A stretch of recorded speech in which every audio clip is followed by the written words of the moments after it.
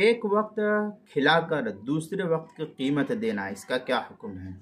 چنانچہ اگر کوئی شخص کفارہ ظہار میں ایک وقت 60 مسکینوں کو کھانا کھلا کر دوسرے وقت کھانے کی قیمت دے دے تو ایسا کرنا جائز ہے، اس سے بھی کفارہ ادا ہو جائے گا۔ چنانچہ فتاوی طاہرخانیہ میں ہے وَإِذَا غَدَاهُمْ وَأَعْطَاهُمْ قِيمَةُ الْعَشَاءِ أَوْ عَشَاهُمْ وَأَعْطَاهُمْ قِيمَةُ الْغَدَاءِ يَجُوزُ۔ یہ فتاوی طاہرخانیہ کی عبارت ہے، کتاب الطلاق مسائل المحلل وغیرہ۔